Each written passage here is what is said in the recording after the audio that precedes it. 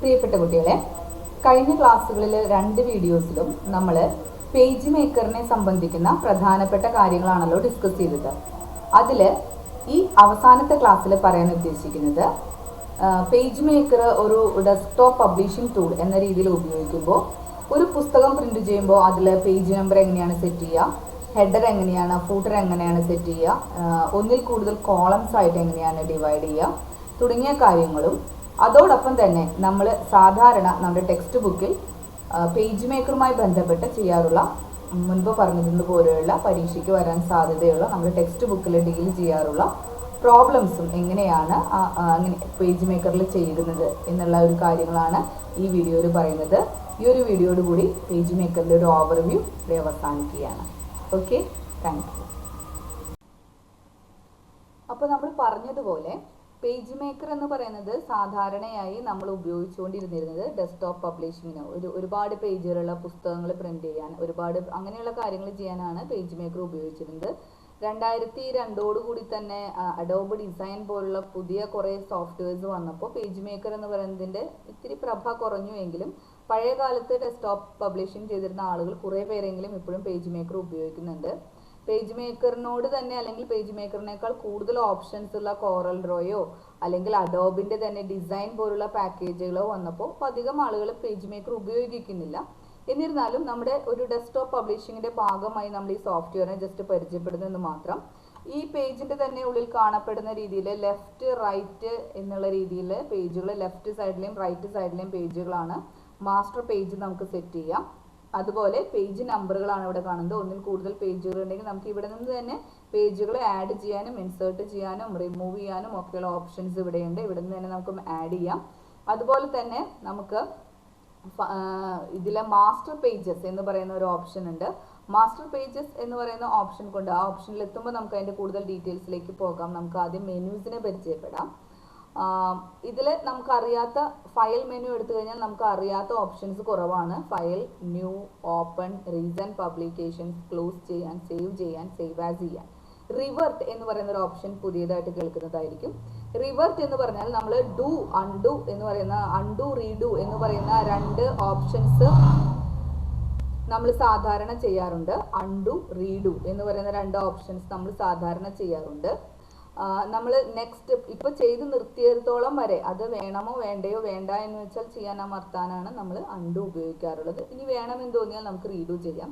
Revert എന്ന് പറഞ്ഞാൽ നമ്മൾ ലാസ്റ്റ് സേവ് ചെയ്ത് നമ്മളൊരു വർക്ക് ചെയ്തുകൊണ്ടിരിക്കുമ്പോൾ ലാസ്റ്റ് സേവ് ചെയ്തത് എവിടെയാണോ അവിടേക്ക് ഒറ്റയടിക്ക് എത്താനാണ് നമ്മൾ റിവേർട്ട് എന്ന് പറയുന്ന ഓപ്ഷൻ ഉപയോഗിക്കുന്നത്. പ്ലേസ് ഓപ്ഷൻ നമ്മൾ ഓൾറെഡി പരിചയപ്പെട്ട് കഴിഞ്ഞു. ഇമേജുകൾ പോലുള്ള കാര്യങ്ങൾ പ്ലേസ് ചെയ്യാനാണ്. അതുപോലെ തന്നെ അക്വയർ എന്ന് പറയുന്ന ഓപ്ഷൻ മറ്റ് ഏതെങ്കിലും സോഴ്സിൽ നിന്നുള്ള ഇമേജുകൾ അല്ലെങ്കിൽ മറ്റു കാര്യങ്ങൾ ഇവിടേക്ക് കൊണ്ടുവരാൻ, നേടാൻ. അക്വയർ എന്ന് പറയുന്ന വാക്ക് നേടുക എന്നല്ലേ. അപ്പം അതുപോലെ തന്നെ മറ്റ് കാര്യങ്ങൾ ഇവിടെ കൊണ്ടുവന്ന് വെക്കാനാണ് അക്വയർ എന്ന് പറയുന്നത്. എന്നാൽ എക്സ്പോർട്ട് എന്ന് പറയുമ്പോൾ ഇവിടെ ചെയ്തിട്ടുള്ള കാര്യങ്ങൾ ഈ ഒരു ഫോർമാറ്റിൽ നിന്ന്, ഈ പേജ് മേക്കർ എന്ന് പറയുന്ന ഫോർമാറ്റിൽ നിന്ന് PMD പേജ് മേക്കർ ഡോക്യുമെന്റ് എന്നാണ് പറയുക, ആ ഒരു ഫോർമാറ്റിൽ നിന്ന് PDF ഫോർമാറ്റിലേക്കോ HTML ഫോർമാറ്റിലേക്കോ മാറ്റാനാണ് എക്സ്പോർട്ട് എന്ന് പറയുന്നത്. അതുപോലെ ഡോക്യുമെന്റ് സെറ്റപ്പിലേക്ക് നമുക്ക് ഇവിടെ നിന്ന് തിരിച്ചു പോയി നമ്മുടെ ഫയലിൻ്റെ സൈസോ കാര്യങ്ങളോ ഒക്കെ മാറ്റണമെങ്കിൽ അത് ചെയ്യാനുള്ള ഓപ്ഷൻ ഫയലിലുണ്ട്. പിന്നെ പ്രിന്റുമായി റിലേറ്റഡ് ആയിട്ടുള്ള കാര്യങ്ങളാണ്. എഡിറ്റ് എന്ന് പറയുന്ന ഓപ്ഷനിൽ ഇതുപോലെ അൺഡു ഓപ്ഷൻ ഉണ്ട്, കട്ട്, കോപ്പി, പേസ്റ്റ്, ക്ലിയർ എന്ന് പറയുന്ന ഓപ്ഷൻസ് ഉണ്ട്, സെലക്ട് ഓൾ, ഡിസെലക്ട് ഓൾ ഉണ്ട്. പിന്നെ നമ്മൾ പരിചയപ്പെടുന്ന 1-2 കാര്യങ്ങൾ. ഒന്നാണ് പേസ്റ്റ് മൾട്ടിപ്പിൾ. പേസ്റ്റ് മൾട്ടിപ്പിൾ എന്താണെന്നുള്ളത് നമുക്ക് നോക്കാം. അതിന് കുറച്ചുകൂടി രസകരമായി നമ്മൾ ഒരു പോളിഗൺ ടൂൾ എടുത്തുകൊണ്ട് നമ്മളൊരു പോളിഗൺ വരച്ചതിന് ശേഷം എലിമെന്റ് മെനുവിൽ പോളിഗൺ സെറ്റിംഗ്സിൽ പോയി നമ്മളിതിനെ ഒരു സ്റ്റാർ ആക്കി മാറ്റിയിരിക്കുകയാണ്. ആ സ്റ്റാറിന് നമ്മളൊരു കളറും ഫിൽ ചെയ്തിട്ടുണ്ട്. ഓക്കെ, അതിനുശേഷം നമ്മൾ ഇപ്പോൾ ഇത് ഓൾറെഡി സെലക്റ്റഡ് ആയിട്ടാണ് ഇരിക്കുന്നത്. നമ്മൾ എഡിറ്റിൽ നിന്ന് കോപ്പി പറയുന്നു. കോപ്പി പറഞ്ഞതിന് ശേഷം എഡിറ്റിൽ തന്നെ പോയിട്ട് പേസ്റ്റ് മൾട്ടിപ്പിൾ എന്ന് പറയുന്നൊരു ഓപ്ഷൻ കൊടുക്കുക. ഒരു പ്രാവശ്യം പേസ്റ്റ് ചെയ്യുന്നതിന് പകരം നമ്മളൊരു 10 പ്രാവശ്യം പേസ്റ്റ് ചെയ്യാൻ പറയുകയും ഓരോ പേസ്റ്റ് ചെയ്യുന്നത് നമ്മളുടെ ഡിഫറൻസ് നമ്മളിവിടെ കൊടുക്കുകയും ചെയ്തിട്ട് ഓക്കെ പറഞ്ഞാൽ ഇത്രയും സ്റ്റാറുകൾ ഒരുമിച്ച് വരും. ഇതിപ്പോൾ അടുപ്പിച്ചാണ് നിൽക്കുന്നത്. നമുക്ക് വേണമെങ്കിൽ ഇവിടെ നിന്ന് ഇനി ഇതിനെ ഒന്ന് അൺഡു ചെയ്തുകൊണ്ട്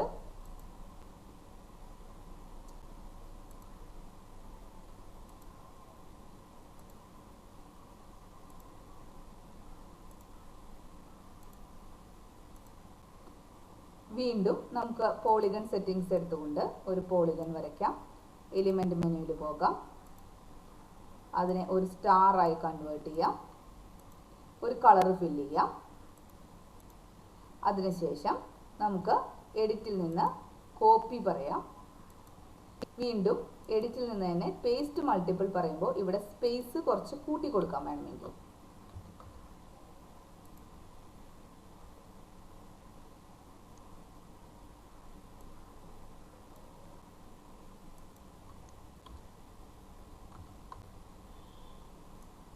ഓക്കെ പറഞ്ഞാൽ കണ്ടോ, ഇവിടെ ഉണ്ട് ഓൾറെഡി 10 സ്റ്റാറുകൾ ഉണ്ടാവും, പക്ഷെ 2 സ്റ്റാറുകൾ ഉണ്ടാവും, പക്ഷെ അത് തമ്മിലുള്ള ഡിഫറൻസ് വളരെ കൂടിയിട്ടാണ് വന്നത്. ഈ ഒരു സ്റ്റാറിനെ സെലക്ട് ചെയ്തുകൊണ്ട് നമ്മൾ വീണ്ടും എഡിറ്റിൽ നിന്ന് കോപ്പി പറയുകയാണ്. അതുപോലെ എഡിറ്റിൽ തന്നെ പോയി പേസ്റ്റ് മൾട്ടിപ്പിൾ എന്ന് പറയുമ്പോൾ ഇവിടെ നമ്മൾ ഒരു 4 എണ്ണം എക്സ്ട്രാ കൊടുക്കുന്നു. ഇവിടെ നമ്മൾ 5 എന്ന് കൊടുക്കുന്നു, ഇവിടെയും 5 എന്ന് കൊടുക്കുന്നു. ഓക്കെ പറഞ്ഞു കഴിഞ്ഞാൽ ഇവിടെ 5 സ്റ്റാർ ഇങ്ങനെ കിട്ടി. ഈ ഒരു സ്റ്റാറിനെ സെലക്ട് ചെയ്ത് വീണ്ടും നമ്മൾ എഡിറ്റിൽ പോയി കോപ്പി പറഞ്ഞ് എഡിറ്റിൽ നിന്ന് തന്നെ പേസ്റ്റ് മൾട്ടിപ്പിൾ എന്ന് പറയുന്ന ഓപ്ഷനിൽ 4 എണ്ണം പറഞ്ഞ് ഇവിടെ നമ്മൾ ഒരു 8 എന്ന് കൊടുത്താൽ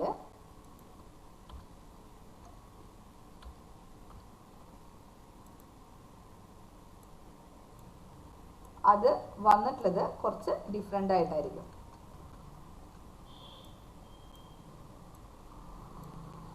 കുറച്ചും കൂടി നീങ്ങിയിട്ടാണ്. നമുക്കത് ഒന്ന് സെലക്ട് ചെയ്ത് ഒരുമിച്ച് ചെയ്ത് കാണിച്ചു തരാം. ഒരു സ്റ്റാർ നമ്മുടെ കയ്യിലുണ്ട്.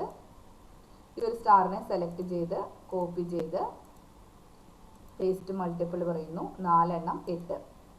ഇങ്ങനെയാണല്ലോ ഇരിക്കുന്നത്. ഇനി ഇതിൽ നിന്ന് എഡിറ്റിൽ നിന്ന് ഒരു പേസ്റ്റ് മാത്രം പറയുന്നു. അപ്പോൾ അതിൽ നിന്ന് ഒരു സ്റ്റാറിനെ മാത്രം നമുക്ക് ഇങ്ങോട്ട് മാറ്റി വയ്ക്കാൻ പറ്റും. ഇവർ തമ്മിലുള്ള അകലം ഇങ്ങനെയാണ്. നമ്മൾ വീണ്ടും എഡിറ്റിൽ നിന്ന് പേസ്റ്റ് മൾട്ടിപ്പിൾ എന്ന് പറയുമ്പോൾ 4 എണ്ണം പറയുമ്പോൾ ഇവിടെ നമ്മൾ 5 എണ്ണമാണ്, 5 പ്രാവശ്യം പേസ്റ്റ് ചെയ്യാനാണ് പറയുന്നത്.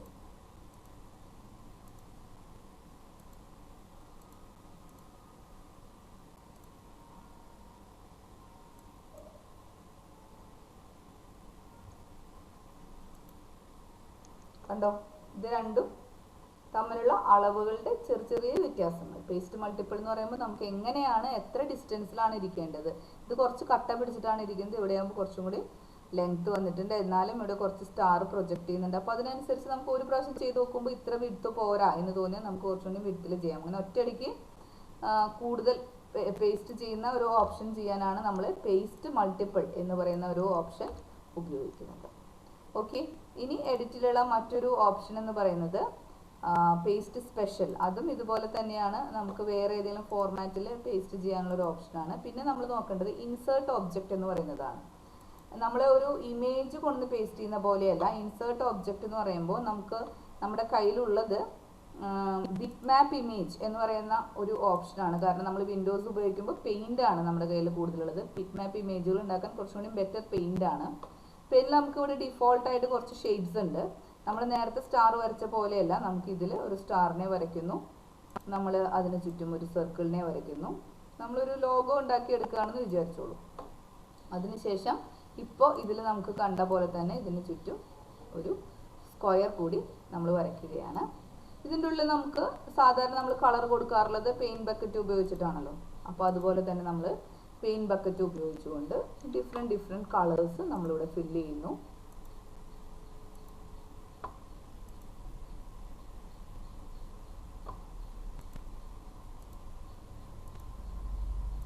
ഇപ്പോൾ നമ്മളൊരു ഇമേജിനെ നമ്മളിവിടെ ക്രിയേറ്റ് ചെയ്തിട്ടുണ്ട്.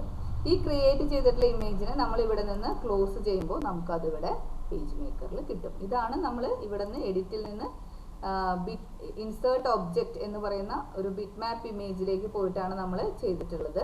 ഈ ബിറ്റ് മാപ്പ് ഇമേജിനെ ഇവിടെ നിന്ന് എടുത്തിട്ട് എഡിറ്റ് എന്ന് പറഞ്ഞു കഴിഞ്ഞാൽ പിന്നെയും നമ്മൾ ഇവിടെ തന്നെ എത്തും. ഇപ്പം നമുക്ക് ഇതിൻ്റെ ഉള്ളിൽ വീണ്ടും ഒരു സ്റ്റാറും കൂടി വരക്കണം, നമ്മൾ എഡിറ്റ് ചെയ്യണം എന്നൊരു ആവശ്യം വന്നു കഴിഞ്ഞാൽ നമുക്ക് ഇങ്ങനെ ചെയ്യാം.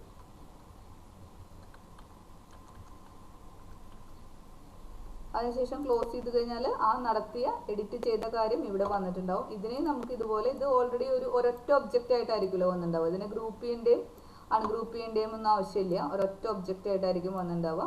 ചെറുതാക്കുകയോ വലുതാക്കുകയോ എന്താ വേണ്ടത് വെച്ചാൽ നമുക്ക് ചെയ്യാൻ സാധിക്കും. ഇനി എഡിറ്റ് ചെയ്യണമെങ്കിൽ നമുക്ക് ചെയ്യാവുന്നത് ബിറ്റ് മാപ്പ് ഇമേജിലേക്ക് പോവുക, എഡിറ്റ് എന്ന് പറയാം. ഇത് ആദ്യം ചെയ്തത് എങ്ങനെയാണെന്ന് ചോദിച്ചു കഴിഞ്ഞാൽ നമ്മൾ ഇതുപോലെ എഡിറ്റിൽ ചെല്ലുന്നു, ഇൻസേർട്ട് ഒബ്ജക്റ്റ് എടുക്കുന്നു, ബിറ്റ് മാപ്പ് ഇമേജിനെ സെലക്ട് ചെയ്യുന്നു, ഓക്കെ പറയുന്നു. നമ്മൾ നേരെ പെയിന്റിലാണ് പോയി നിൽക്കുന്നത്. അവിടെ നിന്ന് നമുക്ക് താല്പര്യമുള്ള രീതിയിലുള്ള ഒരു ഇമേജിനെ നമ്മൾ വരയ്ക്കുന്നു. വരച്ചതിന് ശേഷം നമ്മൾ ആ ഇമേജിനെ ആവശ്യമുള്ള കളർ കൊടുക്കുകയോ കാര്യങ്ങളൊക്കെ ചെയ്ത് കഴിഞ്ഞതിന് ശേഷം നമ്മൾ എന്ത് ചെയ്യുന്നു, അത് ക്ലോസ് ചെയ്യുന്നു. ക്ലോസ് ചെയ്ത് കഴിയുമ്പോൾ ആ ഇമേജ് നമ്മളുടെ പേജ് മേക്കർ വിൻഡോയിലേക്ക് വന്നിട്ടുണ്ടാകും.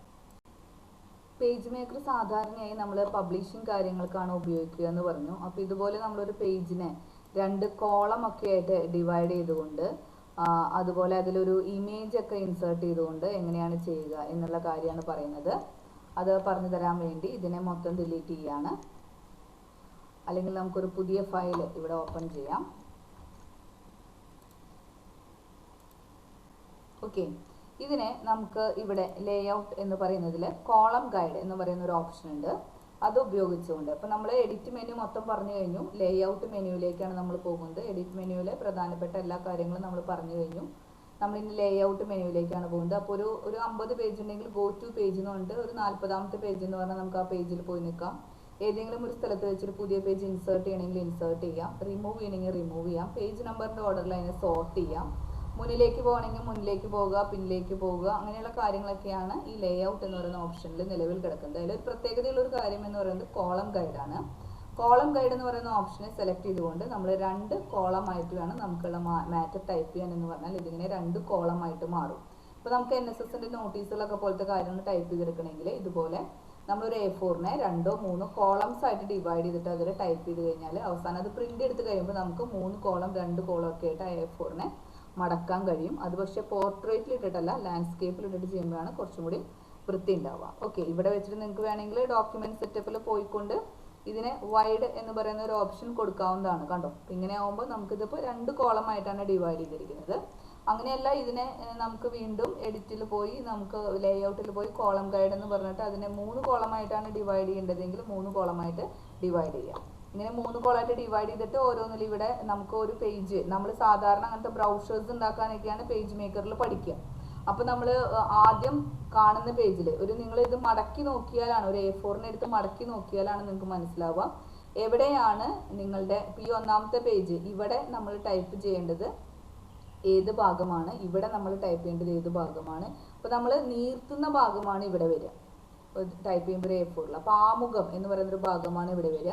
ഇവിടെ നിന്ന് നമ്മൾ ഒരു ആമുഖം എന്താണ്, നമ്മുടെ ക്യാമ്പ് എന്നുള്ള ഡീറ്റെയിൽസ് എല്ലാം എഴുതി കഴിഞ്ഞ് ഇവിടെ നമ്മൾ പ്രോഗ്രാം ഓഫീസർക്കും പ്രിൻസിപ്പലിനും വോളണ്ടിയർ ലീഡർക്കും ഒക്കെ സൈൻ ചെയ്യാനുള്ള കാര്യങ്ങളൊക്കെ എഴുതിയതിന് ശേഷം ഇവിടെ 1ാം ദിവസത്തെ പരിപാടികളിലൂടെ തുടങ്ങും. ഇവിടെ നിന്ന് ഇങ്ങനെ കഴിയുന്നതിനനുസരിച്ച് 2ാം ദിവസം തുടങ്ങും, 3ാം ദിവസം തുടങ്ങും, 4ാം ദിവസം തുടങ്ങും. ഇപ്പോൾ നമ്മുടെ 1ാമത്തെ പേജ് കഴിഞ്ഞു. ഒരു ഭാഗം നമ്മൾ പ്രിന്റ് എടുത്തു. അടുത്ത പുറം പ്രിന്റ് എടുക്കുമ്പോൾ നമ്മളുടെ ഇവിടെ ആദ്യത്തെ ഭാഗത്ത് വരേണ്ടത് എന്താണെന്ന് ആലോചിക്കുക. ഓക്കെ, ഈ ഒരു ഭാഗത്ത് വരേണ്ടത് നമ്മുടെ ബാക്ക് പേജാണ്, ഏറ്റവും അവസാനത്തെ പേജാണ്. അങ്ങനെയാണ് മടക്കുമ്പോൾ വരിക. പിന്നെ ഇവിടെ അടുത്ത ദിവസത്തെ കാര്യങ്ങൾ വരും, ഇവിടെ നമ്മുടെ ഫ്രണ്ട് പേജ് വരും. അതിനനുസരിച്ച് നമ്മൾ ഡിസൈൻ ചെയ്യാണ് ചെയ്യുക. നിങ്ങളിത് ഈ പറഞ്ഞ കാര്യം നിങ്ങൾക്ക് ഒറ്റയടിക്ക് പറയുമ്പോൾ മനസ്സിലാവില്ല. നിങ്ങളിത് 3 കോളമായിട്ട് ഇതുപോലെ ഡിവൈഡ് ചെയ്തതിന് ശേഷം ഒരു പ്രിന്റ് എടുത്ത് നോക്കുമ്പോൾ നിങ്ങൾക്ക് കാര്യം മനസ്സിലാവും. എന്തായാലും നമുക്ക് അങ്ങനെ ഒരു ഹോംവർക്ക് ചെയ്യാനുണ്ട്. അപ്പോൾ ഇത് എങ്ങനെയാണ് കോളമായിട്ട് ഡിവൈഡ് ചെയ്തതെന്ന് മനസ്സിലായല്ലോ. നമ്മൾ പേജ് എടുക്കുന്നു, ലേഔട്ടിൽ പോകുന്നു, കോളം ഗൈഡിൽ പോയിട്ട് എത്ര കോളം വേണം എന്നുള്ളത് കാര്യങ്ങൾ പറയുന്നു. ഓക്കെ, അതിനുശേഷം നമ്മുടെ കയ്യിലുള്ള ടെക്സ്റ്റിനെ നമുക്ക് ആവശ്യത്തിനനുസരിച്ച് നീളവും വീതിയും ഒക്കെ കൂട്ടുകയും കുറയ്ക്കുകയും ഒക്കെ ചെയ്ത് നമുക്ക് ഇതിനകത്ത് ടൈപ്പ് ചെയ്ത് കയറ്റാം. കണ്ടല്ലോ, നമുക്ക് അതിൽ നീളം കൂട്ടണമെങ്കിൽ നീളം കൂട്ടാം.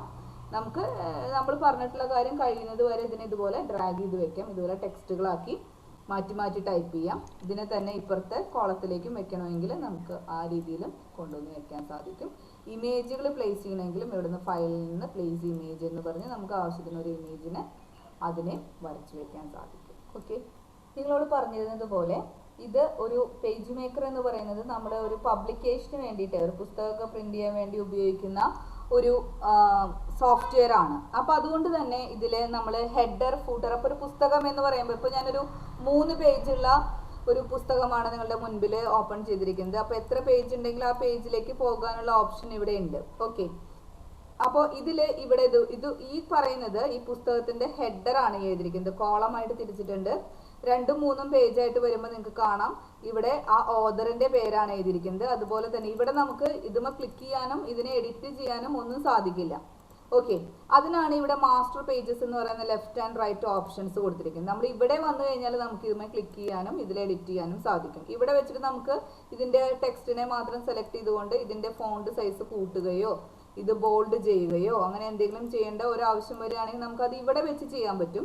ഇവിടെ വെച്ച് നമ്മൾ എന്ത് കാര്യം ചെയ്താലും അത് ഓട്ടോമാറ്റിക്കായി നമ്മളുടെ ഈ പേജുകളിലും ആ വ്യത്യാസം വരും.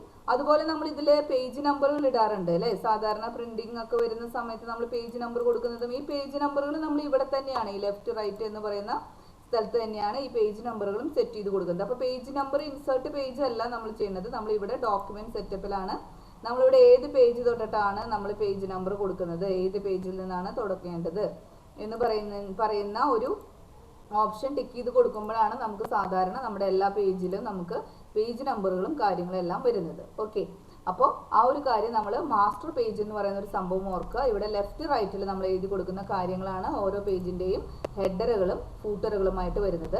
അതാണ് പേജ് മേക്കറിൽ പിന്നെ നിങ്ങൾ പഠിക്കേണ്ട ഒരു കാര്യം. ഇതിൽ നമ്മൾ file menu, edit menu, layout menu, ഇത്രയും മെനുസ് നമ്മൾ പറഞ്ഞു കഴിഞ്ഞിട്ടുണ്ട്. ടൈപ്പ് മെനുവിൽ ഫോണ്ടിനെ കുറിച്ചിട്ടും ഫോണ്ടിന്റെ സൈസ് അതുപോലെ ലീഡിങ് നമ്മൾ പറഞ്ഞു കഴിഞ്ഞ കാര്യമാണ്. ഡിഫറെന്റ് സ്റ്റൈൽസ്, എക്സ്പേർട്ട് ട്രാക്കിംഗ് അങ്ങനെയുള്ള കാര്യങ്ങളാണ് പറയുന്നത്. ഇതൊന്നുമില്ല, ഇതൊക്കെ നമ്മൾ ടൈപ്പ് ചെയ്യുമ്പോൾ ഇപ്പം നമ്മൾ നേരത്തെ പറഞ്ഞല്ലോ 2 അക്ഷരങ്ങൾ തമ്മിൽ എത്ര സ്പേസ് വിടണം, വേർഡ്സ് തമ്മിൽ എത്ര സ്പേസ് വിടണം എന്നുള്ള കാര്യങ്ങളാണ് പറയുന്നത്. പക്ഷേ ഈ ട്രാക്കിംഗ് എന്ന് പറയുന്നത് എന്താണ് എന്നുള്ള ഒരു ക്വസ്റ്റ്യൻ പരീക്ഷയ്ക്ക് വരാറുണ്ട്. അതുകൊണ്ട് അത് പ്രത്യേകം ശ്രദ്ധിക്കേണ്ട ഒരു ആവശ്യമുണ്ട്. അതുപോലെ എലിമെന്റ് മെനു ആണ് നമ്മൾ ഏറ്റവും ആദ്യം തന്നെ പറഞ്ഞു കഴിഞ്ഞ മെനു ആണ്. അതുപോലെ യൂട്ടിലിറ്റീസ് മെനുവിലും പ്രത്യേകിച്ചൊന്നും പറയാനില്ല. അതിൽ ബുക്ക് പ്രിന്റ് ചെയ്യുന്നതുമായി ബന്ധപ്പെട്ടിട്ടുള്ള കുറേ കാര്യങ്ങളാണ്. വ്യൂ മെനുവും നമ്മൾ പറഞ്ഞു കഴിഞ്ഞിട്ടുണ്ടായിരുന്ന ഒരു മെനു ആണ്. ഇതിൽ നിന്ന് നമ്മൾ ടിക്ക് ചെയ്തിട്ടുള്ള കാര്യങ്ങളെല്ലാം നമുക്കിപ്പോൾ സ്ക്രീനിൽ കാണാം.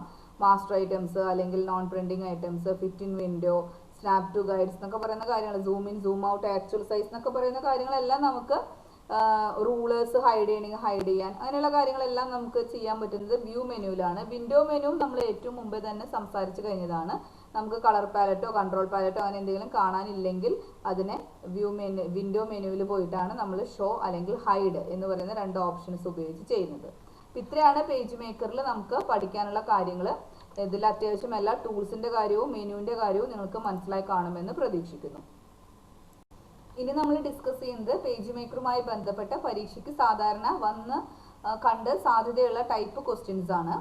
അപ്പോൾ ഇതിൽ നോക്കിയാൽ അറിയാം നമുക്ക് ഇത് വളരെ സിമ്പിളായിട്ട് ചെയ്യാൻ പറ്റും. നമ്മളൊരു റെക്റ്റാങ്കുലർ എടുത്ത് ഇൻസേർട്ട് ചെയ്യുന്നു, അതിന് റൗണ്ടഡ് കോർണേഴ്സിൽ ചെന്ന് അതിൻ്റെ കോർണർ റൗണ്ട് ആക്കുന്നു, ഒരു എലിപ്റ്റിക്കൽ ടൂൾ എടുത്ത് വരയ്ക്കുന്നു, അതിൻ്റെ ഉള്ളിൽ എഴുതുന്നു, കുറച്ച് ടെക്സ്റ്റ് ടൈപ്പ് ചെയ്യുന്നു. വളരെ സിമ്പിളാണ്. അതുപോലെ തന്നെ സ്ട്രോക്കിൽ ചെന്നിട്ടാണ് ഇവിടെ നമ്മൾ പാരലലോഗ്രാം സ്ക്യൂ ചെയ്ത് പാരലലോഗ്രാം ആക്കി മാറ്റി അതിൽ വ്യത്യാസങ്ങൾ വരുത്തുന്നത്.